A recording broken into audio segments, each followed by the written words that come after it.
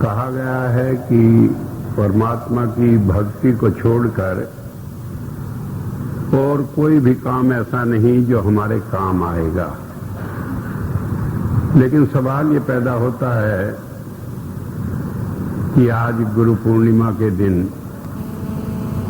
परमात्मा की भक्ति और उपासना को छोड़कर हम गुरु की पूजा में क्यों लग गए।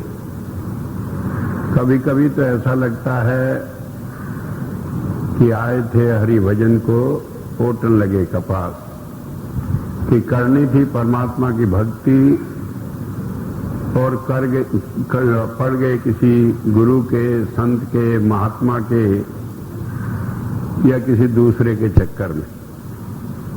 लेकिन बात यह समझ लेने की है, कहा गुरु गोविंद दोनों खड़े, किसके लागू पाए, बलिहारी गुरु आपने गोविंद दिया बताए कि अगर मेरे सामने गुरु और परमात्मा दोनों खड़े हों, सहजबाई ने निर्णय किया है तो मैं किसकी पहले वंदना करूंगी, किसकी पूजा करूंगी।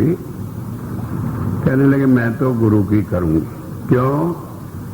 कि गुरु ने मुझे परमात्मा की प्राप्ति कराई, बताया। लंबा शब्द है, इसमें आगे कहा कि गुरु परमात्मा हमेशा मेरे अंतर में रहता रहा, लेकिन मैं उसे जान नहीं पाई। जब गुरु की कृपा हुई तो मैंने घर बैठे ही परमात्मा को पा लिया। तो बात ये समझ लेने की है कि जब हम गुरु की पूजा करते हैं तो केवल इस कारण करते हैं कि उसने हमें परमात्मा की प्राप्ति कराई, या हम इस गुरु पूजा के पर्व को थैंक्स गिविंग डे कह सकते हैं कि हम परमात्मा का धन्यवाद कर रहे हैं कि उसने अपने पुत्र को, उसने किसी मनुष्य को जो हमारा सहजातीय था उसे हमारे बीच में भेजा, जिससे हम परमात्मा की भक्ति कर सकें, उसकी प्राप्ति कर सकें। क्या जरूरत है सहजातीय को भेजने की? क्योंकि जब तक मनुष्य को मनुष्य नहीं मिलता तब तक और कोई इसे लाख समझा ले ये परमात्मा की भक्ति कर नहीं समझ सकता और उसकी बात को समझ नहीं सकता। जैसे कि आप सभी जानते हैं कि परमात्मा के 33 रूप हैं, जिसमें 12 प्रकाश के हैं, 11 नाद के हैं, 8 सोम के हैं।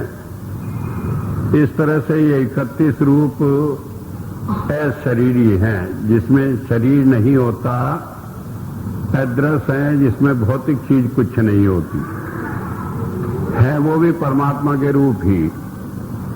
और एक 32वां रूप संत का है कि परमात्मा मनुष्य के अंदर बैठकर काम करता है। अब इन 31 रूपों में परमात्मा हमें किसी तरह भी अपने गुणों को समझाता रहे, हमारी समझ में नहीं आता। जैसे कि हम जानते हैं कि मान लीजिए हम रात को सोए हैं, घर में कहीं रोशनी दिखाई दे तो हम चौंक उठेंगे, कौन आ गया, कहां से रोशनी आ गई।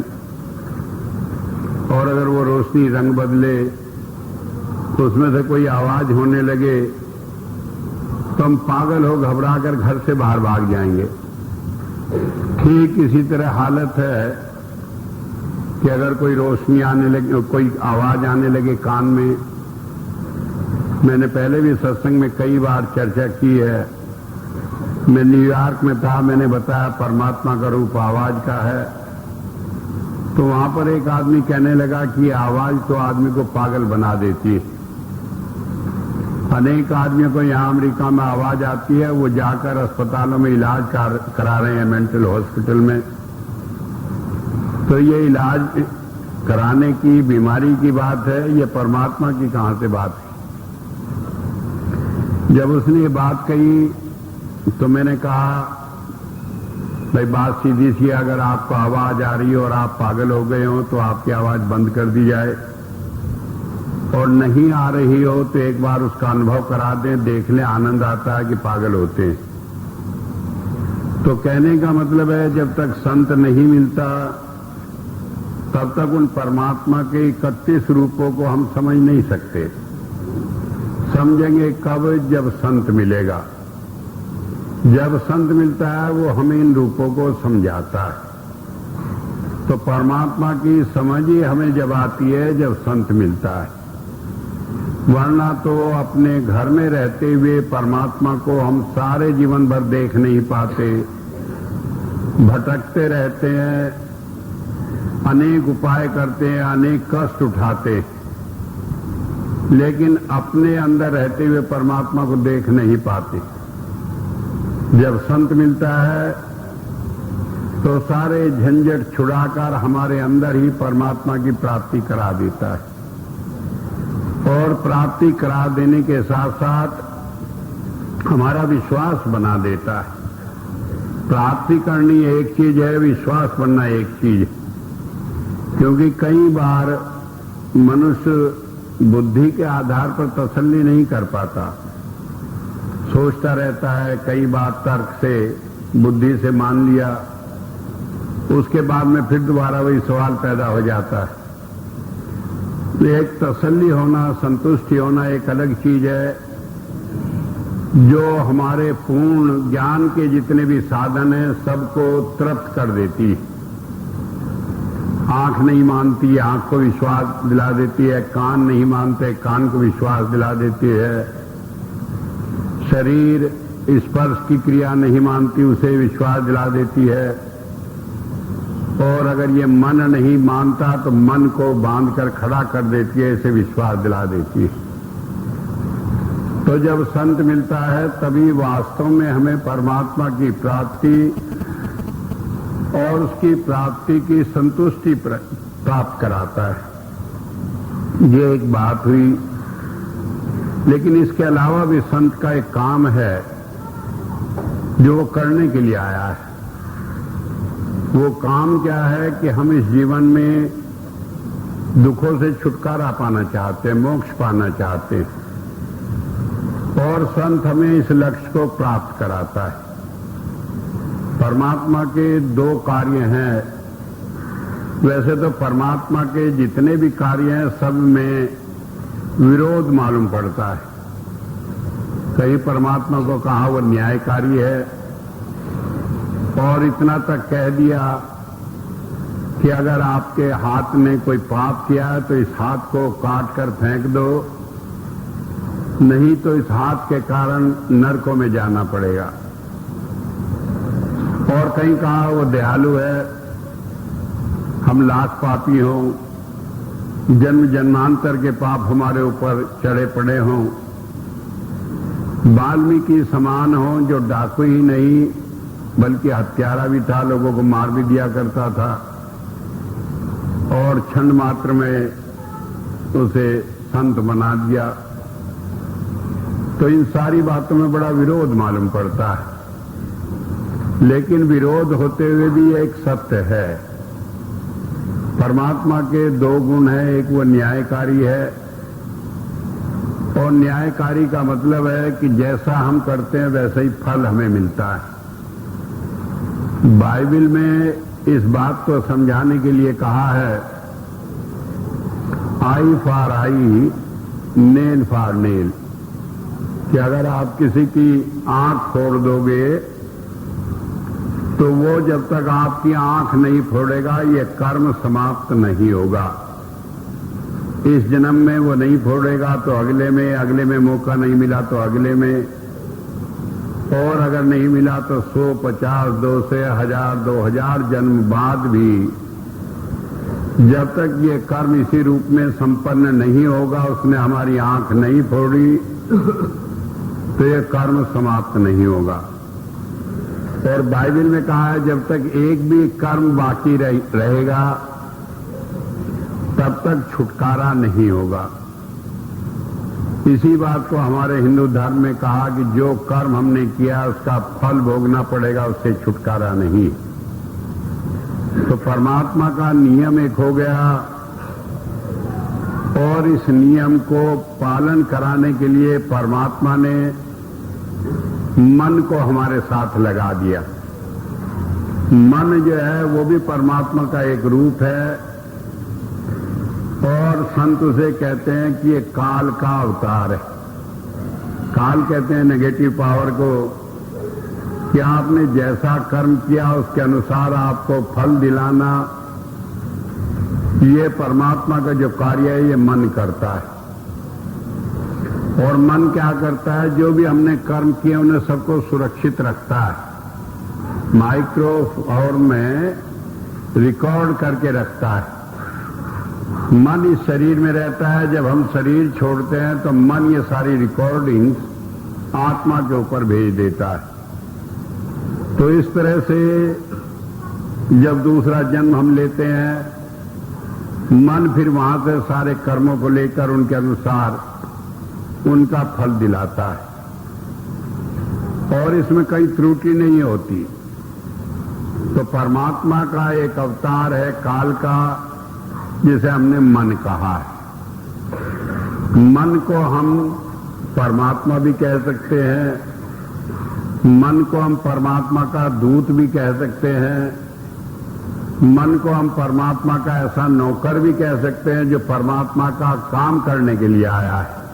वायसराय कह लो, प्रतिनिधि कह लो, कारिंदा कह लो, लेकिन उसका दायरा केवल नेगेटिव में है, पॉजिटिव कुछ नहीं कर सकता। अगर कहें कि किसी ने हमारी आंख फोड़ी और वो रियायत कर दे कि हम दूसरे की आंख न फोड़े, ये कर्म समाप्त हो जाए, ये मन नहीं कर सकता, ये उसके दायरे से बाहर की चीज है। तो इस तरह से इस संसार को परमात्मा ने कर्म प्रधान करके रख दिया। जो कर्म हमने आज किया, अपनी चतुराई से आज बच गए उससे फल भोगने से, तो अगले जन्मों में भोगना पड़ेगा। जो कर्म हम पहले कराए वो पहले नहीं भोग सके, वो आज भोगने पड़ रहे हैं और उन्हें भोगते हुए हम रोते हैं, पीटते हैं। क्यों? हम कहते हैं हमने तो सारी जिंदगी परमात्मा की भक्ति की, कोई पाप नहीं किया, खबर नहीं ये पाप हमारे सामने क्यों आ गया। हमारा पड़ोसी है, रात दिन पाप करता है, वो मौज कर रहा है। हम परमात्मा की भक्ति करते करते इतना समय बिता दिया, हमें ये फल मिल रहे हैं। और इस सारी भूल में हम परमात्मा को गालियां निकालने लगते हैं कि परमात्मा का यहाँ इंसाफ नहीं, परमात्मा बड़ा बेरहम है। ये बात रही दूसरी की गाली निकालने के ढंग बड़े अच्छे हैं, क्योंकि एक बार मैं एक फिल्म देख रहा था तो उसमें एक गाना था, शायद आपने भी किसी ने सुना हो, कि परमात्मा तुझे मैं खत लिखता तेरा पता मालूम नहीं। उसमें दुनिया भर के गिल्ले शिकवे किए गए कि तूने ऐसे कर दिया, ऐसे कर दिया। तो ये क्या है? ये परमात्मा को गाली देना है कि परमात्मा ने कुछ बेइंसाफी कर दी हमारे साथ। लेकिन हम ये भूल जाते हैं कि हमने जो काम किया था उसी का फल वो हमें दे रहा है। अगर वो हमें उसका फल न देता तब वो बेइंसाफी करता। अब तो वो न्यायकारी है, जो हमने कर्म किया उसका फल हमें दे रहा है।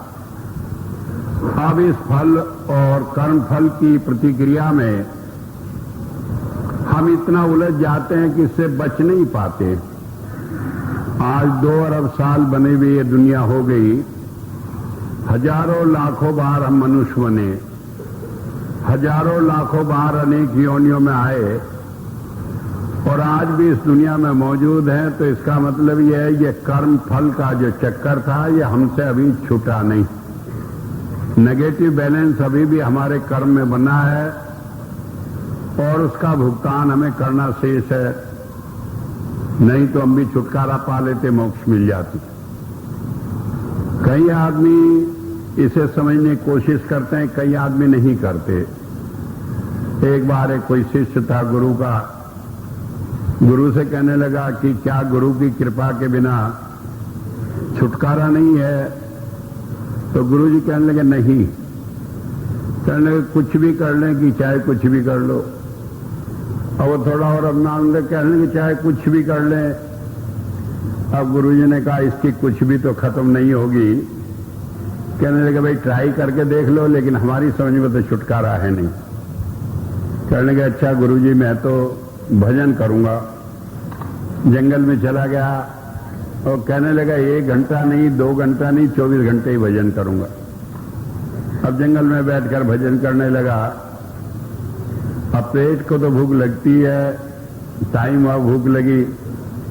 जंगल में कहाँ कुछ रखा था तो सोचा चलो पानी पी ले, पास में नदी है। वहां पर गया, जैसे पानी पिया देखा एक पेड़ था, उसके ऊपर एक अनार लगा था। कहने लगे जंगल में अनार लगा है, किसी ने बोया नहीं, कुछ नहीं। उसने खाकर उससे पानी पी लिया, जाकर फिर भजन में बैठ गया। अगले दिन फिर भूख लगी, फिर चला गया नदी पर, देखा एक अनार वहां लगा था, फिर खा लिया, फिर पानी पी लिया। सिलसिला चलता रहा, कई साल हो गए भजन करते। अब उसका आखिरी समय हो गया, जाकर धर्मराज के दरबार में पेश हुआ। कहने लगे धर्मराज की बात बताओ भाई, तुमने बहुत अच्छे कर्म किए हैं, बड़ी भक्ति की है, तुम्हारा उसका हिसाब कर दें या तुमने गुरु धारण किया था उनकी कृपा से तुम्हें पार कर दे। कहने लगे ये भी कोई गुरु का एजेंट मालूम पड़ता है, ये भी गुरु जी के ही गीत गा रहा है। कहने लगे मैं तो भजन किया, मेरा तो हिसाब ही कर दो, मुझे गुरु कृपा चाहती तो महीना ले लेता नीचे ही, अब ऊपर क्या जरूरत है। कहने लगे अच्छा भाई, खाता खोला कि तुमने एक दिन बड़ा भजन किया। कहने लगे हाँ 24 घंटे किया, कुछ भी नहीं सोचा। कहने लगे उसके बाद जब नदी पर गए तो तुम्हें वहां एक अनार मिला। कहने लगे हाँ। कहने लगे 1 दिन के भजन का फल 1 अनार दे दिया। कहने लगे 1 दिन के भजन का फल 1 अनार। कहने लगे मूर्ख, तूने सोचा नहीं अनार कहीं वहां जंगल में पैदा होना था, तेरे लिए विशेषकर पैदा किया। कहने लगे और कि रोज का हिसाब बराबर हो गया, रोज भजन करता रहा, रोज अनार मिलता रहा। अगर मान लीजिए 1 दिन ना देते, उस दिन भूख से तुम मर जाते। कहने लगे हिसाब तो बराबर हो गया। अब वो खड़ा कहने लगे जी अब बताओ और हिसाब क्या बाकी है। तो वहां चींटियों की लाइन लग गई। कहने लगे जी ये ढोंगी जो आपके सामने खड़ा है, इससे हमारा भी कोई हिसाब बाकी है। कहने लगे क्या हिसाब बाकी है कि जब रोज जाता था ये पानी पीने तो इसके पैर के नीचे दबकर हम सब मर गए।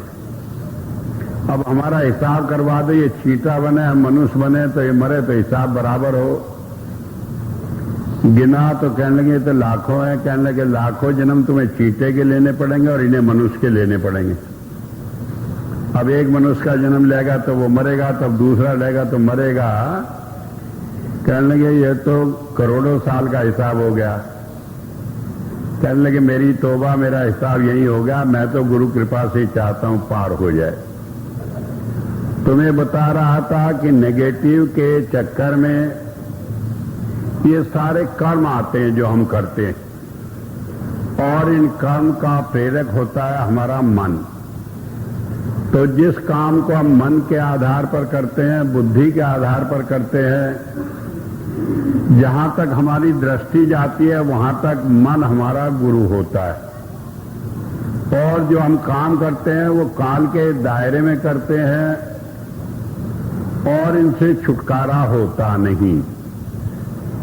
अगर इनसे छुटकारा हो सकता तो आज हम यहां दुनिया में बैठे हुए न होते। कारण यह होता है कि मनुष्य कहीं भी विचलित हो जाता है। मान लिया सारी बुद्धि लगाकर हमने सब कर्मों से अपने को अलग कर लिया, ये मन तो हमारे बस में नहीं। और मन से अगर हमने किसी का बुरा सोच लिया तो वो भी एक कर्म है। कहा काम काम सब कोई कहें, काम न जाने कोई, मन की जितनी कामना काम का हमें सोए।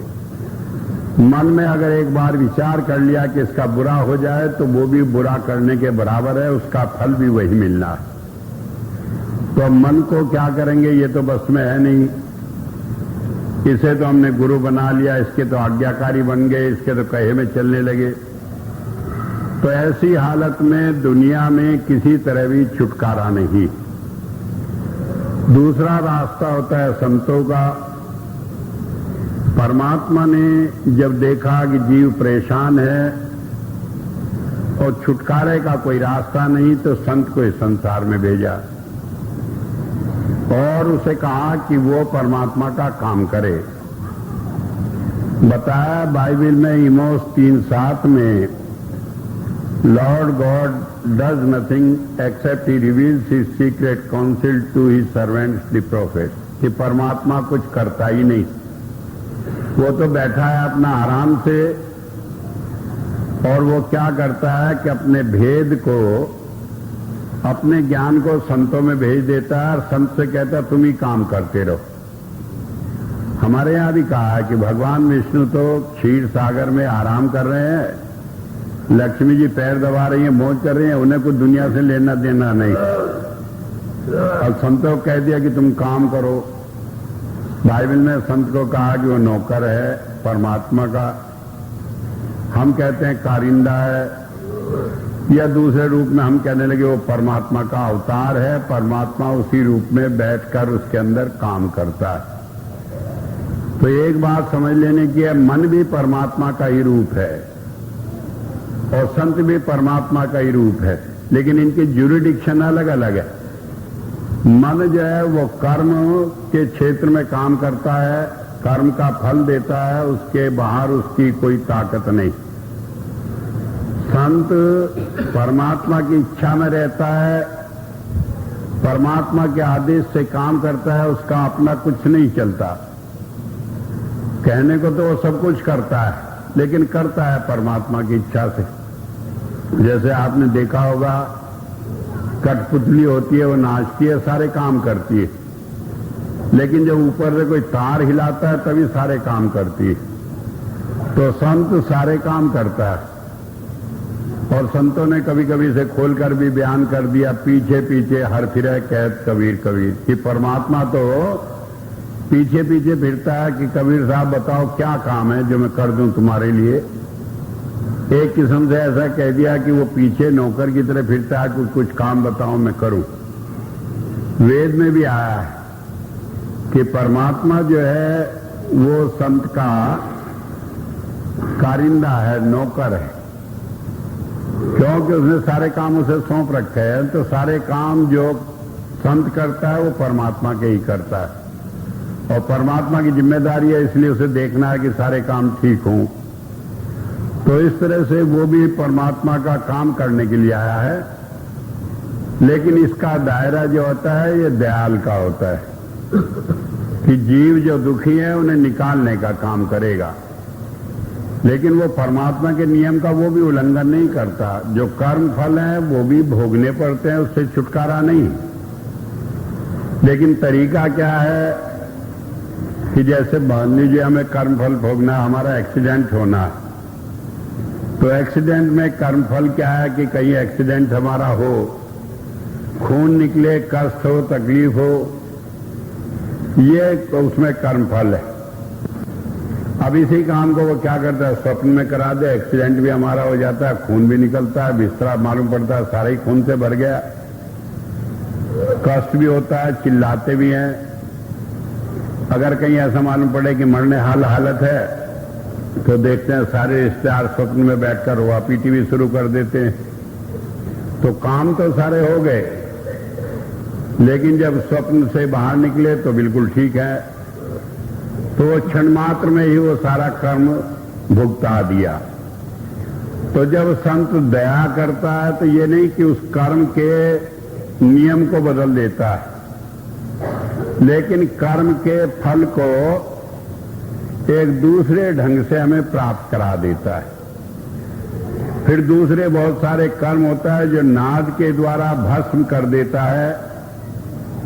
कर्म तो रहते हैं लेकिन उनके अंदर बांधने की शक्ति नहीं रहती। जैसे रस्सी हो, आप उसमें आग लगा दें तो वो जल जाती है, तो मालूम तो पड़ती है रस्सी है, लेकिन छू दें तो राख हो जाती है। ठीक इसी तरह ये सारे कर्म नाद के द्वारा दग्ध कर देता है। तो अगर हम ये कहें कि संत परमात्मा के नियम से बाहर चलता है, नहीं चलता। अगर हम कहें कि संत परमात्मा से अलग अपनी कोई हस्ती बनाकर चलता है, तो नहीं चलता। लेकिन परमात्मा के नियम में रहते हुए भी जो उसे काम सौंपा गया उस काम को करता है। तो जब हम कहते हैं कि संत परमात्मा का रूप है, तो वो परमात्मा का रूप है, परमात्मा के सब काम करने को सक्षम है, लेकिन हम यूं नहीं भूल जाए कि वो परमात्मा नहीं है। डेलीगेटेड पावर्स हैं, उसे ताकत मिली है जब तक परमात्मा ने दे रखी है। कब तक दे रखी है? ईसा मसीह ने कहा, I am the light of the world till I am in the world, कि जब तक मैं भेजा गया हूं इस दुनिया में तब तक मैं मार्गदर्शन करता हूं संसार का। जब वो नहीं रहता, वो चला जाता है, तो उसकी तस्वीर के आगे आप मत्था टेकें तो वो नहीं कुछ कर सकता। तो बात ये समझ लेने की कि संसार में जब भी महापुरुष आए वो परमात्मा का साकार रूप रहे, परमात्मा ही रहे। चलता फिरता परमात्मा पृथ्वी पर मनुष्य रूप में, या परमात्मा को अगर किसी रूप में हम जानना चाहें तो केवल संत के रूप में जान सकते हैं। अगर हम परमात्मा के किसी गुण का वर्णन करें, कोई ले लें आप, तो सिवाय संत के दूसरी तरह हम उस गुण को जान नहीं सकते। एक परमात्मा का गुण है कि परमात्मा दया करता है। तो इस बात को मैं समझाऊं, दया का मतलब है कि कहीं हम मुसीबत में हों, उसे याद करें तो वो हमें बचा लेता है। तो एक छोटी सी कहानी है। एक बार एक गडरिया था, वो अपनी भेड़ें चुगा रहा था। जेठ का महीना था, बड़ी तेज धूप थी। जंगल में उसने देखा एक खजूर थी बड़ी ऊंची, उसके ऊपर लाल लाल खजूरें लगी थी। अब उसने सोचा भूख लगी है, गर्मी है, धीरे धीरे वो पेड़ पर चढ़ गया। खजूर जरा ज्यादा लंबी थी, ऊपर चढ़कर गया तो देखा कि वो खजूर उतारने को था, तो उसने देखा खजूर नहीं, वहां तो ततैयों का एक भिट्टा था। लाल लाल जो थे वो ततैये थे। अब वो घबरा गया कि अगर उड़ के काटने लगेंगे तो मर जाएगा, बड़ा बुरा हाल होगा। तो वहीं आंख बंद करके कहने लगा, हे परमात्मा, दया करके मुझे ठीक ठाक नीचे पहुंचा दे तो मैं 100 रुपए का प्रसाद बांटूंगा। अब बात हो गई, आंख बंद करके राम राम करता आधी खजूर पर जब आया तो नीचे देखा, डर आधा कम हो गया क्योंकि ऊंचाई कम हो गई, भीड़ें भी दूर चली गई। तो कहने लगा कि बड़ी नासमझी करी, 100 रुपए के प्रसाद का तो कोई काम नहीं था, 50 रुपए का बांटूंगा। और जमीन पर जब उतर आया, कहने लगे मैं भी मूर्ख ही हूं, मैं ऊपर चढ़ा, मैं नीचे उतर आया, परमात्मा ने कौन सा मेरा हल चलाया, मैं तो 1 पैसे का भी नहीं बांटता। अपना घर भाग गया। अब भाग गया, परमात्मा भी देखता रहे क्या उसका कर लेगा क्या नहीं करेगा। दूसरा उदाहरण है, इतिहास का उदाहरण है। एक सिख भाई था, वो गया इंग्लैंड में, धंधा किया, रुपया कमाया, बहुत रुपया कमाकर हिंदुस्तान लौट आया। तो उन दिनों पानी के जहाज होते थे, हवाई जहाज नहीं होते थे। जब रास्ते में आया, आधे रास्ते तो तूफान आ गया। कप्तान ने कहा, देखो भाई तूफान आ गया और बड़ा खतरनाक तूफान है, हो सके ये सारा जहाज ही डूब जाए। तो ऐसे में जो जिसका इष्ट है वो अपना प्रार्थना करो कि किसी तरह जहाज बच जाए। अब कहने को तो कोई कुछ हो, लेकिन सिख का इष्ट तो एक गुरु ही है। उसने भी अपने गुरु से पुकार की कि गुरु साहब जरा मदद कर देना, ये जहाज बच जाए। और कहने लगे मैं 100 असरफी आपको भेंटा चढ़ाऊंगा। अपने मन में ही बात करी। घंटा 2 घंटे बाद तूफान रुक गया। कप्तान कहने लगा ठीक हो गया मामला। आया, बंबई में उतरा, उसे याद था अपना वायदा कि 100 असरफी चढ़ानी है बेटा। आकर पूछा, भाई गुरु साहब कहाँ हैं आजकल, क्या प्रोग्राम है? कहने लगे भाई गुरु साहब तो चोला छोड़ गए। कहने लगे फिर? कि एक बात बता के गए हैं कि बाबा बकाले, कि बकाले में जो है वहां संत होगा, अगला गुरु साहब वहां होंगे। और वो सीधा बकाले पहुंचा। पूछा गुरु, कहने लगे गुरुओं की कुछ कमियां है, यहां तो लाइन की लाइन लगी पड़ी है। कहने क्या मतलब कि बहुत सारे गुरु हैं यहां तो? क्यों? जब पता लग गया बकाले जैसे गुरु बनना था, वही जाकर वहां एक कोठरी ले ली किराए पे, वही बैठ गया अपना दुकान लगाकर। अब वो भी बढ़िया आदमी था। तो इस तरह से बताया कि वो एक कर्म के अनुसार कर्म होए सतगुरु मिलाए। जब हमारा भाग होता है तभी संत मिलता है। रामचरितमानस में भी कहा, अब मोह भाव रो सन्मंता, बिन हरि कृपा मिले नहीं संता। तो जब हमारा भाग होता है तब वो मिलता है। तो इसलिए वेद ने कहा कि वो परमात्मा का रूप है, लेकिन किसके लिए? जिसके भाग में लिखा हुआ आता, धुर्मस्तक लिखा पाया, जिसके भाग में लिखा है वही उसकी शरण में जाता है, वही स्वीकार करता है, वही कहना मानता है, वही नाम लेता है। न हमारे हाथ में नाम लेना होता है, न उसके हाथ में देना होता है। ये तो निमित्त मात्र बनाए हुए। तो कहा कि वो परमात्मा का रूप है। लेकिन कई आदमी कहते हैं, अरे हम तो कई बार गए, हमें कुछ मिला नहीं। और कई बार कहते हैं कि हमें तो घर बैठे बुला लिया। तो ये क्या होता है? ये हमारे कर्म का फल होता है। कर्म का फल हमें मिलना है। इस कर्म फल में एक जगह रुकावट हो जाती है। उस कर्म फल को काट कर वो दया कर देता है। अगर हम इस मन के चंगुल से छूटकर उसके ध्यान में लग जाए कि कहने लगे कि ये काम होना है, कहने लगे देखो आज सत्संग रख लिया, दुकान खुलने का दिन है, नहीं जाने कितनी बिक्री हो, सुबह का है, आज गुरु पूर्णिमा है, लोग कितना सामान खरीद के ले जाएंगे। और अगर ध्यान एक बार सोच लें, कहने लगे जो हमारे भाग में लिखा है वो मिलना है, उसे कौन टाल देगा कि हम तो जाएंगे गुरु दर्शन को।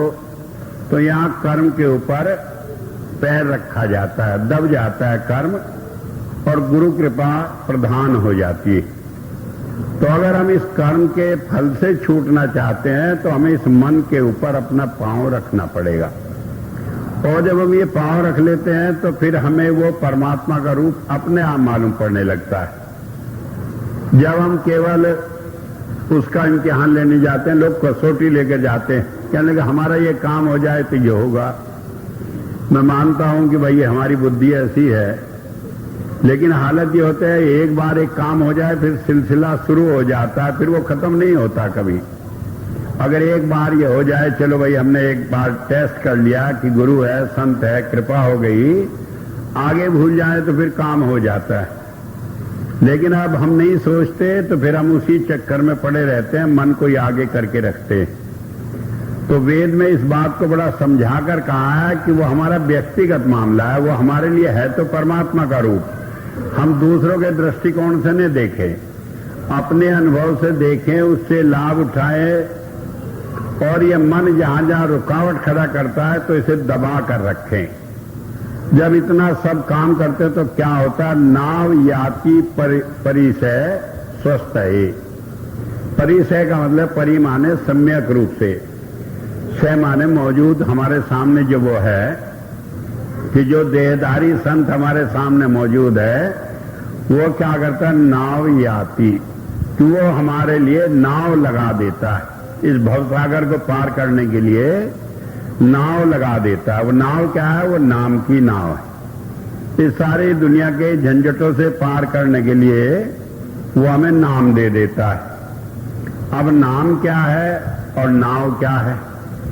मान लीजिए आप कहीं समुद्र में तैर रहे हो, तो वहां जल ठंडा होगा तो उससे दिक्कत होगी, नमकीन होगा तो उससे खुजली लगेगी शरीर में, उसमें लहर उठेंगी तो उससे ऊंचे नीचे में परेशानी होगी, कोई जानवर आ जाए मुंह खोलकर लपक ले तो तमामी जीवन ही चला जाएगा। तो ये सारी परेशानियां। लेकिन नाव में आप बैठ जाते हैं, ना तो जल ठंडा लगा, न लहरें इतनी परेशान करती, न और कोई खतरा। तो ठीक इसी तरह भवसागर में जितनी भी कठिनाई है, इन सब से पार उतारने को वो नाम हमें देता है। नाम के 3 रूप हैं, एक प्रकाश का, एक नाद का, एक सोम का। प्रकाश से देकर हमारा अंधकार मिटाता है, जहां जहां आवश्यकता होती है हमारा मार्गदर्शन करता है। नाद से वो हमें भटकने से बचा लेता है, हमारे मन को रोक लेता है। हमारे यहाँ हिंदू धर्म में कई बार हमने देखा होगा, एक तस्वीर टंगी रहती है घरों में कि भगवान कृष्ण 1000 फनों वाले सांप को नाथ रहे हैं। तो अलंकार है, धर्म पुस्तकों में, चाहे वो बाइबिल हो, चाहे कुरान शरीफ हो, चाहे वेद हो, सब में इस मन को सांप कहा है। तो ये 1000 फनों वाला सांप हमारा मन है। और ये कब मरता है? जब बांसुरी की आवाज हम अंतर में सुनते हैं। तो बताया कि संत उस नाद को सुनाकर हमारे मन को मारता है। आज हम कहते हैं कृष्ण के अंदर एक जादू था। वो जादू क्या था? यही जादू था, दया कर दी, लोग नाद सुनने लगे तो मन उनका बस में आ गया, लोग उसके दीवाने हो गए, पीछे पीछे फिरने लगे। आज हजारों लाखों साल हो गए कृष्ण को, हम उसकी सारी बात भूल कर, कहीं गोपियां याद रह गई, कहीं बांसुरी याद रह गई, और असली चीज को हम भूल बैठे। तो इसलिए बताया कि वो हमें नाव रूपी नाद की नाव को लगाकर हमें इस भवसागर से पार करा देता है।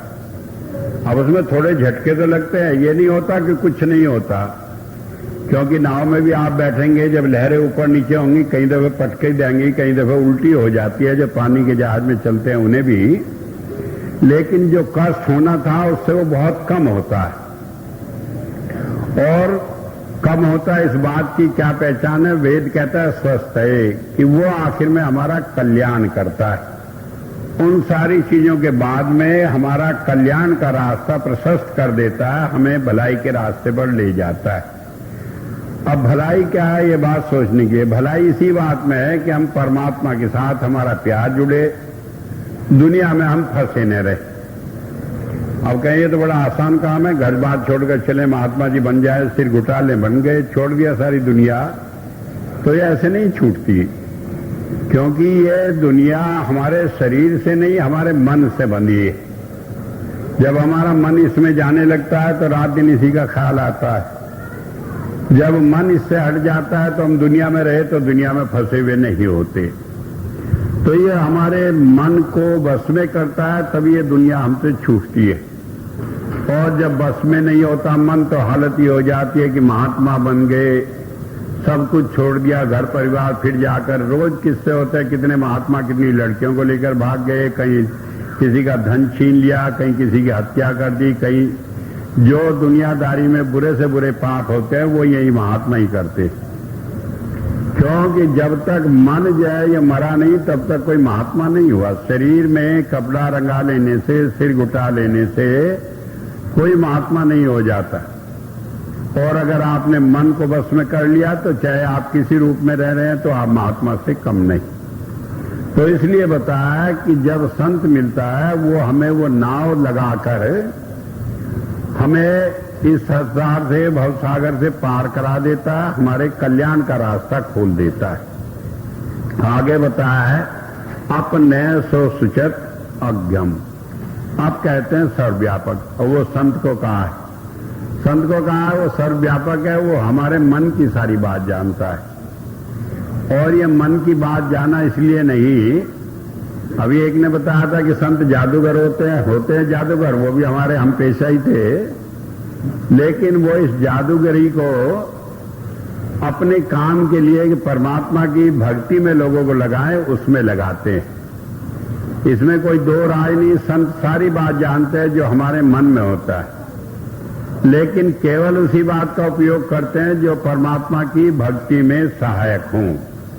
बाकी और सारी चीजों को छूते नहीं, और कोई बात उनसे छिपी नहीं होती। हम अपने मन से चाहे जितना सोच लें, ऐसा कुछ नहीं होता जो संत से छिपाओ।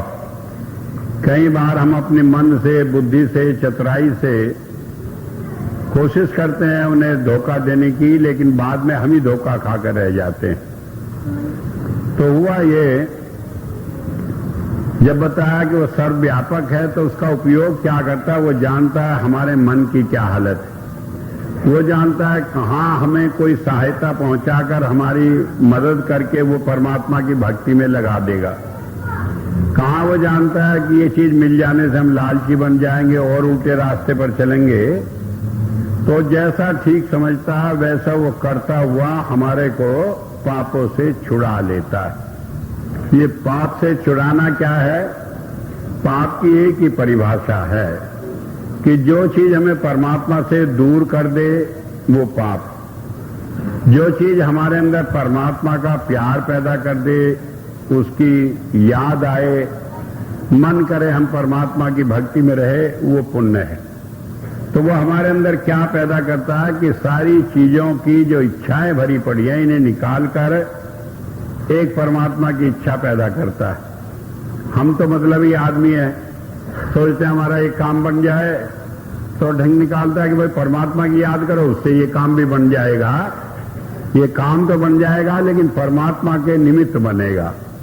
तो इस तरह से कहीं किसी रूप में जहां हमारी बुद्धि उसके साथ मेल खाती है, उसी तरह से करके वो हमारे मन को परमात्मा की तरफ लगा देता है और इस तरह पापों से हमें छुड़ा लेता है। तो वेद ने कहा कि वो सर्वव्यापक है, इसका प्रदर्शन वो दुनिया में नहीं करता फिरता, क्योंकि कई बार हम देखते हैं वो भुलावा भी करता। हम गए, कहीं रास्ते में एक्सीडेंट हो गया, चोट लग गई, पट्टी बांधे है, ऊपर से जाकर पैर छुए, कहने के भाई ठीक ठाक आए। कोई पूछे आप सर्वव्यापक है तो ठीक आए, अभी तो हाथ पैर तुड़वा कर आए, कहां से ठीक ठाक आए? तो क्यों करता है कि हमारा ख्याल ये न बना रहे कि वो सर्वव्यापक है। क्योंकि अगर हमें ये मालूम हो जाए कि आदमी सारी हमारी बात जानता है, हम क्या किए हैं, तो हमारा मन भी नहीं करता मुंह दिखाने के लिए। जो सोचते हैं कई दफे तो हमने उसी के लिए बुरा सोचा है, तो अब किस मुंह से उसके पास जाए। लेकिन वो क्या करता है, भूल भुलावा करे रखता है कि मन है, उसके उलझन आ जाए, अरे इन्हें कुछ भी मालूम नहीं, ऐसे ही कह देते हैं कि संतो सब जानने वाले। और जहां इस भलावे में पढ़कर हम दूर हो जाते हैं, वहां फिर वो जचा देता है किसी बात से। तो इसलिए बताया कि सर्वव्यापकता के गुण से वो हमारे मन के साथ रहकर हमें पाप से दूर करता है। तो वेद का मंत्र था जिसमें बताया कि संत आता है और वो परमात्मा के सब गुणों को अपने व्यवहार से, अपने आचरण से, अपनी दया मेहर से दुनिया में प्रकट करता है। वो हमें नाव समान इस संसार से सारे कष्टों से पार करा ले जाता है और सारे पापों से छुटकारा दिला देता है। और इस सरलता से छुटकारा दिला देता है कि जो लाखों वर्षों तक हम छुटकारा पाने का कोई तरीका नहीं ढूंढ पाए, तो थोड़ी सी देर में ही उस सबसे छुटकारा हमें दिला देता है। इस तरह से बताया कि वो हमें परमात्मा की भक्ति के मार्ग पर लगाता है, इसलिए हम उसके एहसानमंद हैं, इसलिए हम उसका शुक्राना करते हैं, इसीलिए हम उसकी पूजा करते हुए भी हम केवल शुक्राना करते हैं, पूजा केवल परमात्मा की करते हैं, परमात्मा की प्राप्ति के लिए हम उसकी वंदना करते हैं। तो एक बात ये समझ लेने की है, संत सिवाय परमात्मा की भक्ति के हमें किसी और काम पर न लगाते हैं, न हमें कहीं उलझने देते हैं। अगर हम मन से कहीं उलझ जाए तो हमें निकाल लेते हैं उस सारे झंझटों से और धीरे धीरे इस रास्ते पर चलाकर हमें परमात्मा की प्राप्ति कराकर, मोक्ष प्राप्त करा के जीवन के लक्ष्य को प्राप्त कराते हैं। तो आज ये इतनी बात कहकर ही मैं अपनी बात को समाप्त करता हूं।